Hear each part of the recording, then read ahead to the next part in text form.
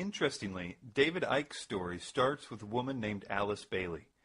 Some of the following information on Alice Bailey is taken from the excellent research of Terry Melanson, the founder and webmaster for conspiracyarchive.com. He writes, Alice Ann Bailey was a leading disciple of the Russian theosophist Madame Helena Blavatsky, the founder of Theosophy. Bailey formed the Lucifer Publishing Company in 1920, and in 1922 she saw the organization's name change to Lucis Trust, though the advancement of the Luciferian beliefs remained true. Lucis Trust promulgates the work of a, quote, ascended master, a spiritual being who was working through or in Alice Bailey for some 30 years. The Lucis Trust Publishing Company and their many fronts carry out the work of a Luciferian, quote, master plan for the establishment of something they call the Age of Aquarius. Lucis Trust is a powerful institution that enjoys consultative status with the United Nations, which permits it to have a close working relationship with the UN, including a seat on the weekly sessions, but most importantly, influence with powerful business and national leaders throughout the world.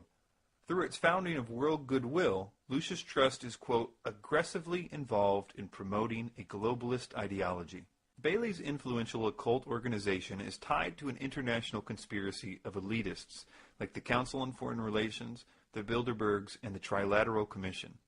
A spirit that called itself Dejoie Cool wrote many books through her.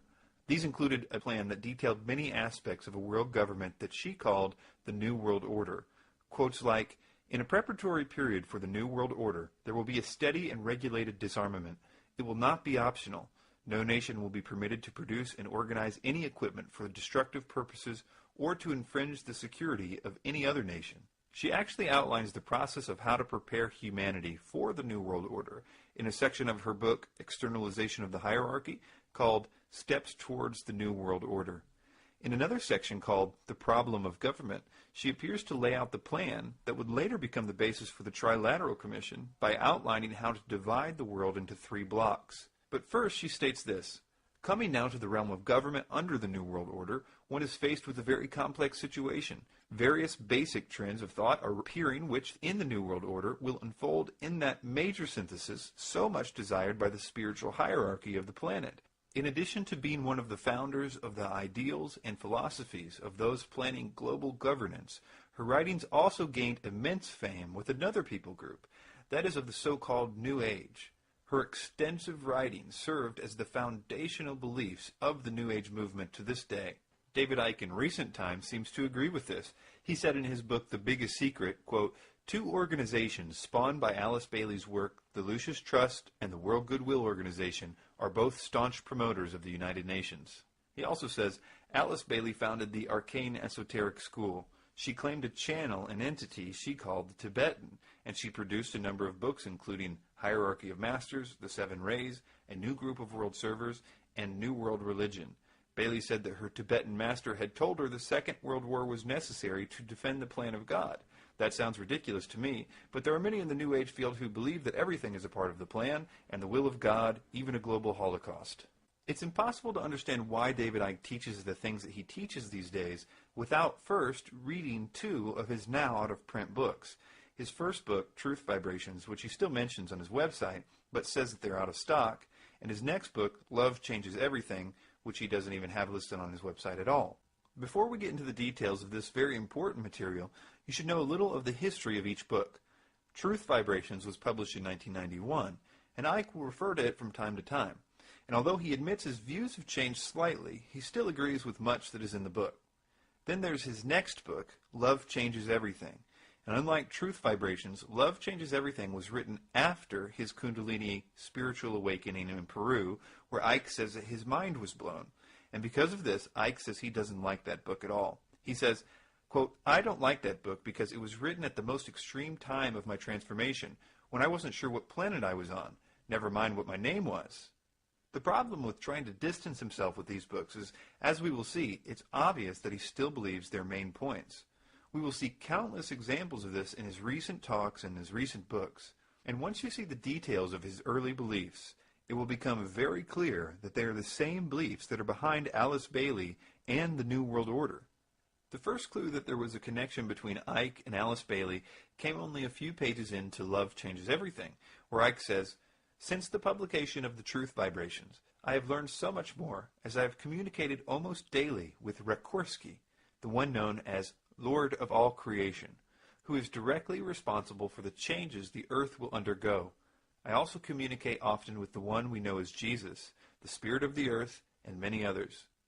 Now, keep in mind that this Rekorsky is the same spirit that dictated much of his first book, The Truth Vibrations, back when the I first appeared.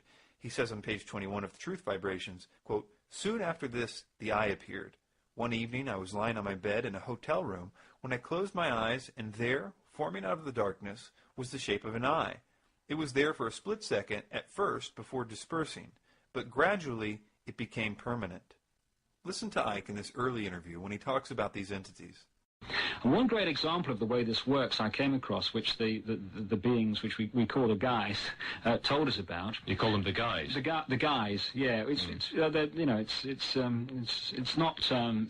But the beings like Tarot, Rekorsky. And that's right. Right. Yeah. Now he was Jesus' father, Rekorsky. That's right. And Merlin as well. Part of him was, yeah. That's right. The aspects. Now, although there's a lot to talk about from that clip, the thing that I want to focus in on is the being's name, Rekorsky. In Theosophy, Rekorsky is one of the ascended masters. These are the beings that are supposedly so evolved that they have transcended the physical realm, and now they are helping humanity pass through a coming age of enlightenment. Rekorsky was a particular ascended master that Alice Bailey wrote extensively about. It is especially significant that Icke calls him the Lord of all creation, and elsewhere, as we will see, the Lord of civilization, and says that he is, quote, directly responsible for the changes the earth will undergo, because these are absolutely clear examples that he is referring to the same ascended master that Alice Bailey made prominent, as she gave him those exact titles and said that his task was to establish the new civilization of the age of Aquarius. She also connected him with the so-called seventh ray, which will become incredibly significant as the story unfolds. It was only later, while reading the Truth Vibrations, did I find that he actually confirmed my suspicion that he was, in fact, talking about Bailey's ascended masters.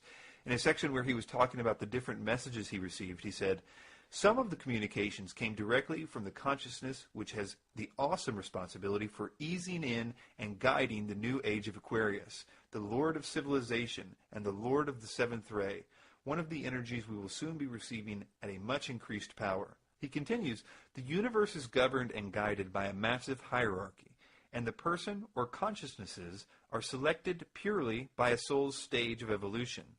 There are beings that guide the cosmic, galactic, solar, and planetary systems, planets, countries, and regions. Each one of these systems is broken down into further levels of organization. At the head of our solar system is the solar logos, working with the lords of the rays who control the energies that affect consciousness and spiritual development of life forms. These have become known as the Ascended Masters, and they are supported by other Ascended Masters behind the scenes, as it were." One of the best ways to demonstrate that David still holds these theosophical views today is with David's view of the so-called solar logos. As we just read, David believed that there was a literal sun god called the solar logos, and that the solar logos was going to be the entity that would send the energy to raise our consciousnesses and to make us, well, godlike. In another place, Icke says that Rekorsky told him that, quote, "The solar logos is the spirit of the sun, who guides the solar system and sends certain energies to the planet and the stars." He also goes on to say that the solar logos can reach a, quote, "immensely high level of understanding, and that he or she can then evolve to be the Lord over several suns." When Icke said earlier, at the head of our solar system is the solar logos, working with the lords of the rays, who control the energies that affect consciousness and spiritual development of all life forms, he's talking about how in Theosophy, it is the solar logos that is going to send the rays that are supposed to raise the consciousness of the earth. Alice Bailey's idea was that these 7 rays would be generated from the galactic logos, whom she often referred to as the one about whom naught may be said. These special rays would then be filtered through the sun god and then come to the earth to change us and the spirit of the earth, or Gaia. David very much believed in the 7-ray theory of Alice Bailey. In fact, in both of his early books, he not only gives lists for each ray and their characteristics, but he gives the exact characteristics for each one that Alice Bailey wrote. I will show you Alice Bailey's 7-ray chart on the screen, and I will read from David's book, Truth Vibrations. David begins, "These rays are 1. Pure will and power. Ray 2. Love and wisdom. Ray 3. Intelligence. Ray 4. Harmony through conflict. Ray 5. Concrete mind and science. Ray 6. Love and devotion. Ray 7. Law and order and ceremonial magic. The Rikorsky ray." That last part is a dead giveaway because if you notice that Alice Bailey associated each ray to an ascended master, you'll notice that next to the last ray, the one Icke calls the Rikorsky ray, is named Saint Germain. And that is what Bailey, and even Icke, would sometimes call Rikorsky. Bailey would also refer to him as Master R.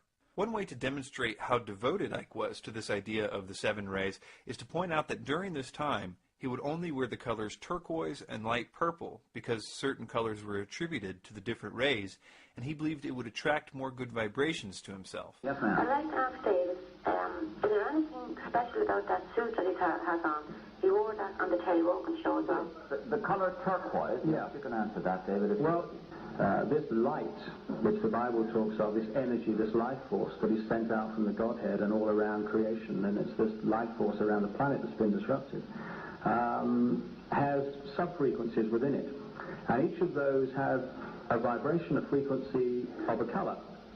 And turquoise is the color of an energy within that light known as love and wisdom. And if you wear the color that is on the same frequency, then you attract it and absorb it much more efficiently. And in case you think that he outgrew that, he posted on his website 11 years later a story defending his wearing turquoise back then.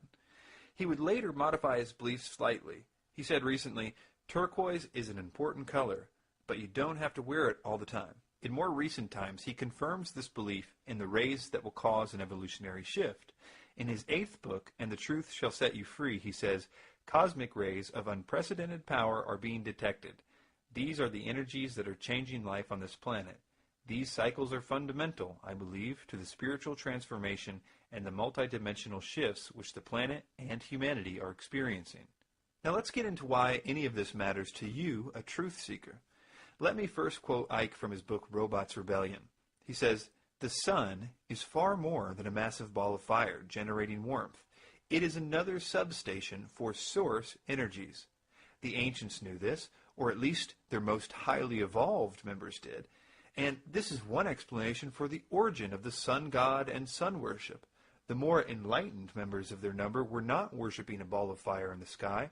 They were acknowledging the solar logos, through which the knowledge and wisdom of the source reaches the planet." He continues, "Just as the sun is the mind that guides the solar system, the galactic mind guides the galaxy, and the universal mind guides the universe."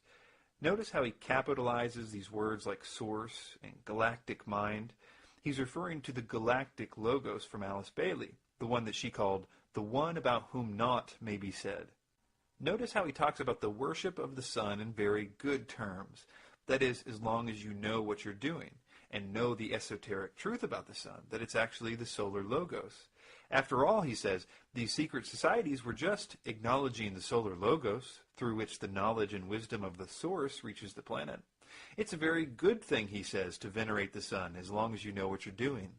We see him doing this exact same thing today. The only difference is that he doesn't use the word solar logos anymore. And as you watch these clips, notice the words he uses to describe the true worship of the sun. If you know David Icke, you know that he's using the best words in his vocabulary to present it in a good way. Words like vibrational. And one of the things that has come through history is the moon and sun religion.